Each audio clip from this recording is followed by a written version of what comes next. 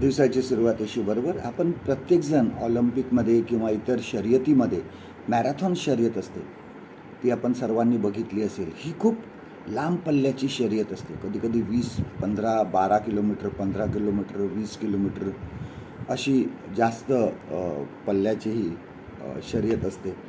आणि त्यामुळे ह्यामध्ये हळूहळू सुरुवात करायची असते आणि नंतर मग ज्यावेळेस शेवट येतो त्यावेळेस थोडं जोरात पळायचं असतं. अगोदरच पळलं तर माणूस दमून जातो आणि मग इतक्या किलोमीटरपर्यंत जायचं म्हणजे अगोदरच तो दमून जातो आणि मग तो शर्यत पूर्ण करू शकत नाही. आपल्या जीवनामध्ये आपण सुद्धा अनेक अशी उदाहरणं बघतो की काही लोक अगदी कमी वेळात अगदी यशाच्या टोकावर जातात, परंतु उंचावर पोचतात, पण तेवढेच ते वेगाने सुद्धा खाली येतात, तेवढेच ते परत खाली येतात आणि बऱ्याच वेळेस मग आपण त्याचं नाव विसरून जातो की कोण होता, काय होता, जग त्यांना विसरून जातं. म्हणजे सांगण्याचा उद्देश आहे की सुरुवात आपल्याला शांतपणे करायची, हळूहळू करायची आणि मग आपला वेग वाढवत जायचा आहे. लक्षात घ्या की जे हळूहळू वर जातात त्यांच्यामध्ये खूप संयम असतो, गर्व नसतो आणि त्यामुळे ते वर जात राहतात आणि त्यांचे नाव सर्व काळ राहते.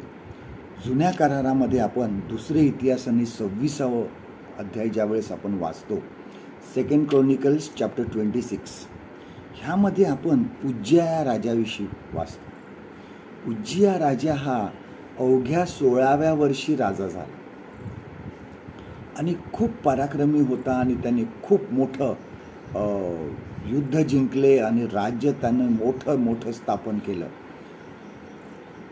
त्याच्याकडे जवळजवळ अतिशय 2500पेक्षा वर त्याचे शूर फक्त शिपाई होते, सरदार होते आणि शिपाई जे आहे लाखाहून जास्त होते आणि अनेक राज्य त्यांनी जिंकली होती.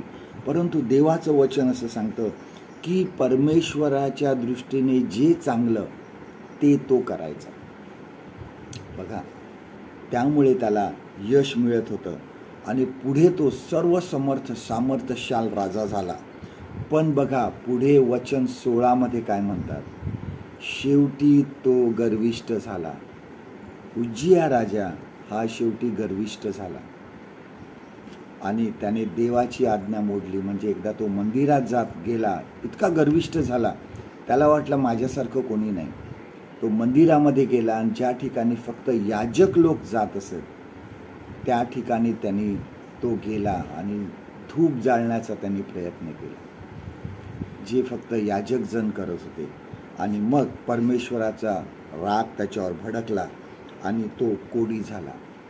मंदिरामध्येच तो कोडी झाला आणि त्याला वेगळं ठेवण्यात आलं, त्याला दूर करण्यात आला. कारण पूर्वी जे कोडी असायचे त्यांना वेगळं ठेवायचं आणि शेवटी मरेपर्यंत उज्जिया राजा कोडीच राहिला. जीवनाची सुरुवात चांगली करून उपयोग नाही, ती शेवटपर्यंत आपल्याला टिकवायची आहे. त्याचा शेवटसुद्धा चांगला झाला पाहिजे.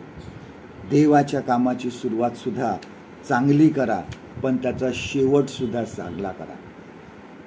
देवाच्या कार्यामध्ये बरेच जण आपण बघतो की चांगली सुरुवात केलेली असते, आपल्याला वाटतं की अरे किती हा देवाचा माणूस चांगला काम करतो, पण तो त्यांचा शेवट बरोबर होत नाही, चांगला होत नाही.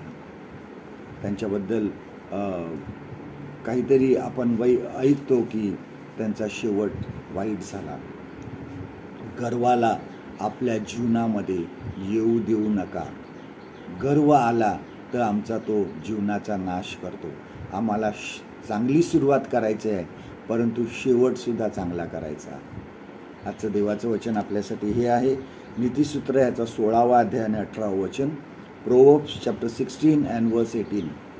गर्व झाला की नाश ठेवलेला, मनाचा ताठा अधपताचे मूळ होय. परमेश्वर करो आजचा दिवस तुमचा आशीर्वादित करो.